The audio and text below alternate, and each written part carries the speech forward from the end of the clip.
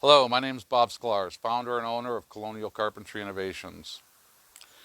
I'm coming to you from a project in Hadley, Massachusetts.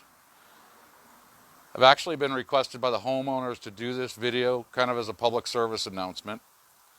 It's a very sad story.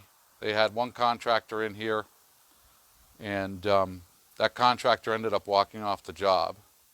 To make matters even worse, the husband suffers from ALS and is nearing the end of that battle.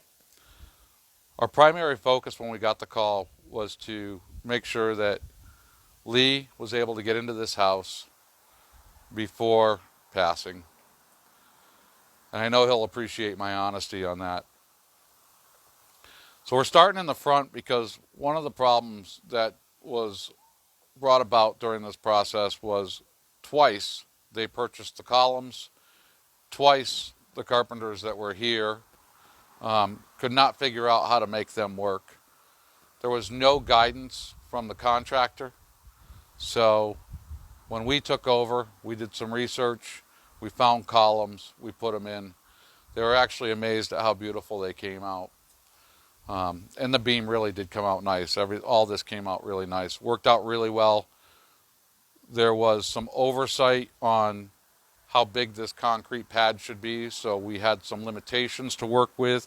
These columns actually line up pretty close to the edge. And what Lee did not want was he did not want them hanging over the edge. So we're going to take you inside and give you a quick tour. We're going to talk about a couple of the things, multiple things, that were wrong with this project that we had to fix. And please, we cannot stress this enough.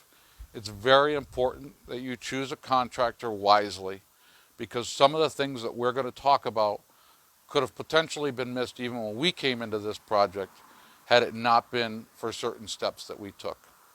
So follow me on inside and we'll get underway.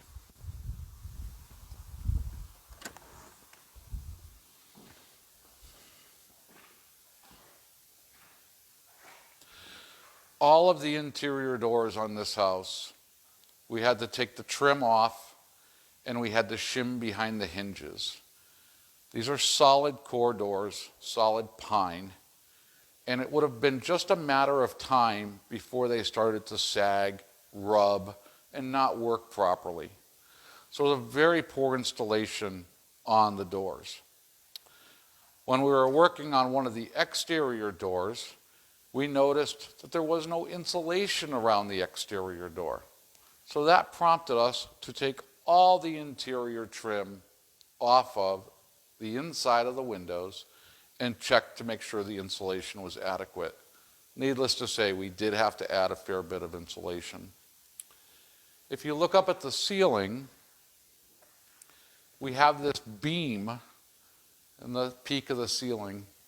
There is no reason for a beam to be there. The reason that they did that was because they didn't know what they were doing. This is a trussed roof. A ceiling of this nature with a tongue and groove ceiling, you would have started at the peak and worked your way down to the exterior walls. This particular contractor started from the exterior walls, worked their way up, and needless to say, it just did not line up and work out.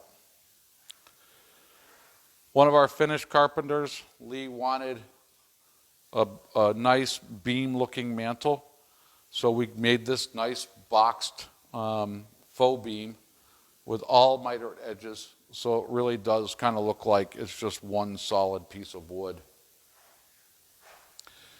The cabinetry was a bit of an issue.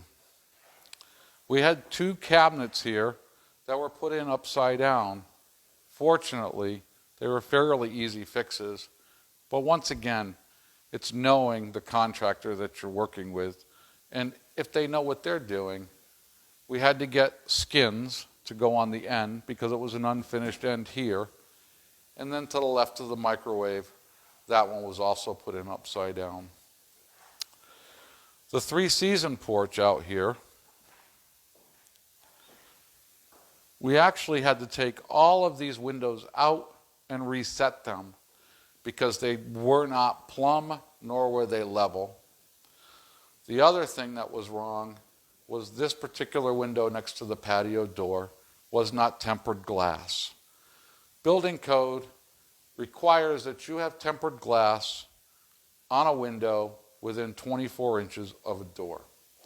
Fortunately, we were able to get a safety film and apply it to the inside, which satisfied the building code. So we're going to head back this way into the master bedroom.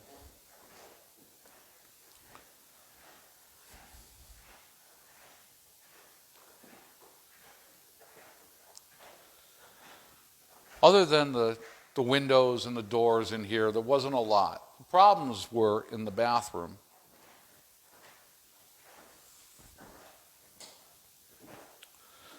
So if you look up at the ceiling, you can see there's a track, and this is for a man lift so that Lee can get from his wheelchair over to the toilet. So when they did the blocking for this man lift, first of all, they didn't block it properly. Second of all, when you saw that man lift track, you saw a ceiling fan or a vent fan up there. They actually put the blocking across the opening so we couldn't properly vent it. So we had to get up there, get kind of creative, and make sure there was enough support so this doesn't come falling out of the ceiling when Lee is in his lift. Other than that, things are fairly good. The tile job's okay. We did have to get a little bit creative with the medicine cabinet, but everything worked out.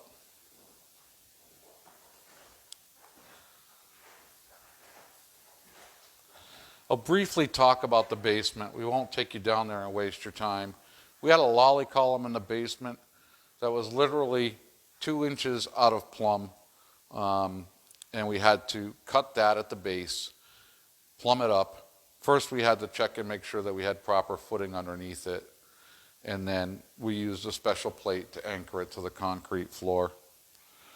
A lot of little things, vents not put in the proper place. As far as there's a return here, the baseboard's pretty much going to have to be notched in order for that vent to get installed. But I know the homeowner would love for you to see the rest of the house, so we'll take you down to the other end and show you the bedrooms. Oh, one of my favorite things is this pocket door, which was not installed properly. They did not, when you get a pocket door kit, there's bumpers that go at the end of the opening so that it stops it. Well, apparently they must have lost them, so when we took this door out for the painter to finish staining it, they actually had 2 drywall screws just sticking out of the end of it, so when it opened up, that's what stopped it, was the drywall screws.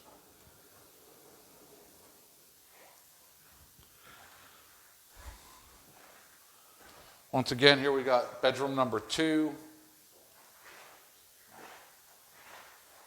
The double doors were a real problem, once again because of shimming. Things just were not installed properly. The finish details on this house left a lot to be desired, and that's what really brought it to a head. A lot of caulking needed to be done in points where tile met the tub in this second bathroom. We had plumbing in the way of medicine cabinets in the master bath. We actually had to have the plumber reroute the vent pipe in order to get that medicine cabinet recessed. But as you can see, everything has been cleaned up, spit and polished, and they're ready to go. We're actually just a couple hours away from Lee being brought down here. So somewhere bouncing around here is Donna doing some final cleaning.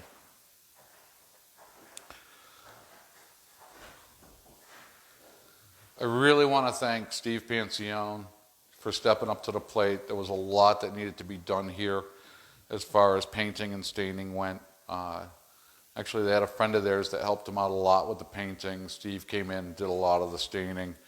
It's a very small operation.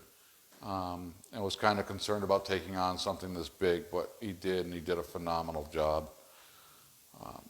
You know, we had a basement door to get back to the basement going into the bulkhead that was just being secured with finish nails. People just really didn't have a clue as to how to, you know, bring this project to fruition. And that's really what it comes down to at the end of the day.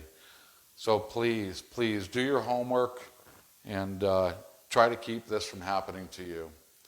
I want to thank you very much for joining us on our little tour, and I hope you all have a wonderful Thanksgiving.